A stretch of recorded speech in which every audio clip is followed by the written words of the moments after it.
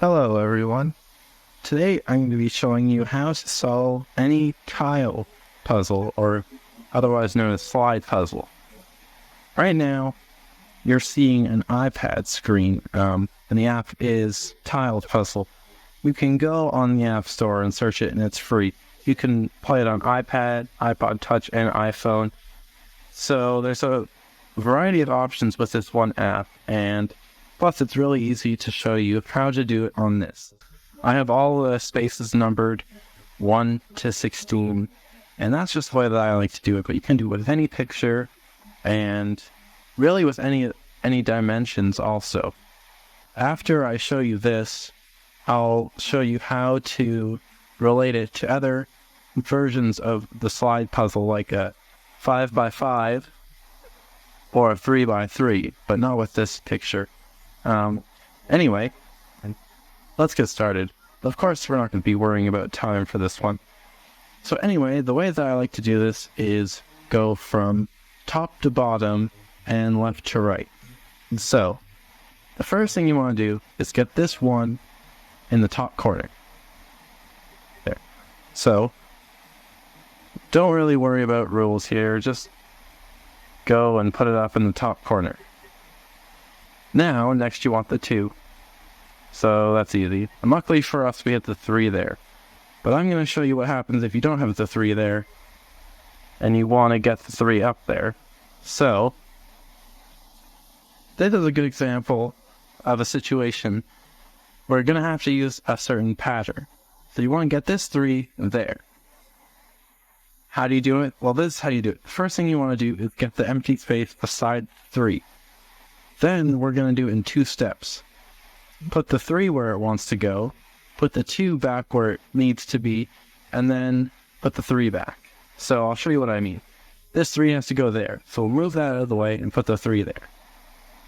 But now we move the 2. So we're going to move all of them back and put the 2 there. Now we're going to move these out of the way and put the 3 back. So it's a quick process, and you're able to get the piece that you want where you need it to get. So lastly, the 4 has to go in the top corner. So we'll move the 4 over. And to get the 4 in the top corner, you want to move it underneath the piece beside it. So the piece beside it would be 3, so move it underneath. And the easiest way to do this is to move those out of the way and bring the 4 up to where the 3 needs it to be. But then make the space where the 4 need to get as a blank space and move everything over. So there you have it. The top row is done. Now you just have to repeat this with the other layers. There are other ways to get the pieces where you want to, but here I'm going to show you again. This is what the pattern looks like when you do it fast. Fast-ish, I guess. And lastly, the 8. Same pattern as before. So there, now we have the top 2 rows done. The bottom row is kind of different. The best way to do this is to work from left to right. So the 2 pieces that have to go there are the 9 has to go there, and the 13 has to go there. The way I'm going to do this, and the way that I always recommend you do it, is get the 13 and the 9 beside each other with the 13 on the left. Then rotate all these pieces in a circular fashion, and you'll end up with the 9 and the 13 there. So now you don't have to worry about the top 2 or the side column. You only have to worry about these 6 spots.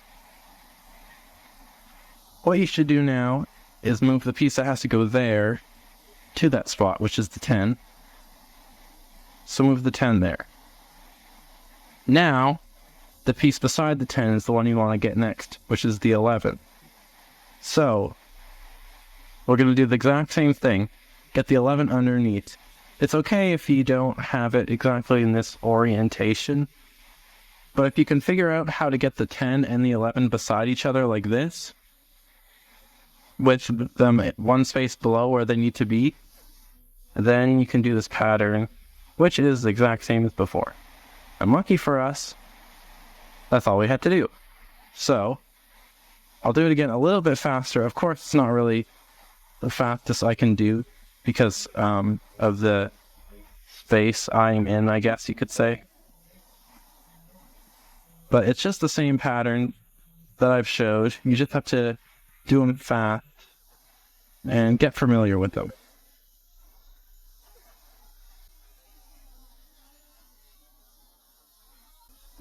So the 13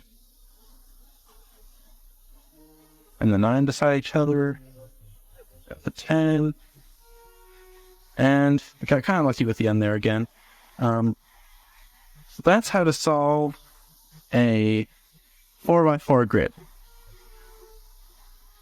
To solve a 3x3 grid, let me just choose the picture once again. So I know the picture isn't the greatest, but either way, you do the exact same thing, the exact same patterns you did before. Get the 1 to the top corner. Now get the 2 to the top corner. And the 3, you'll do the exact same thing as the 4. Just move everything around there. And those last 6, you're going to treat it the same as the bottom right corner of the 4x4. So you get the 4 where it needs to be in the 5. This time, we are trying to get the 6 up there. The easiest way to do it is just like that. Similar to how you were trying to get the 3 in the top, and just move it over. And so I'll show once again.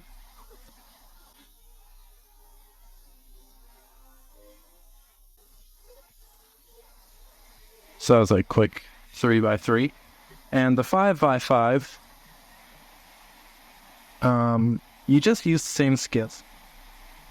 This, unfortunately, is not a very good picture, but it should work okay. I'm not really going to explain this one. I'm just going to try to do it. Because it's just the same skills as before.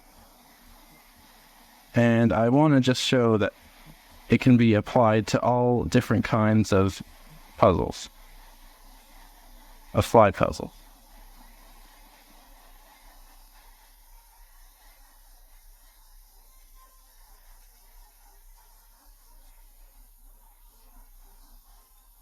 So now the 13 is there.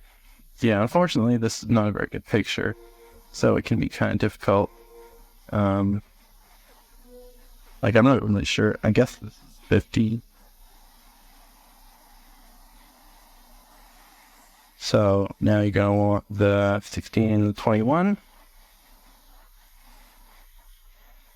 And I know I'm speaking in terms of numbers, but if you had a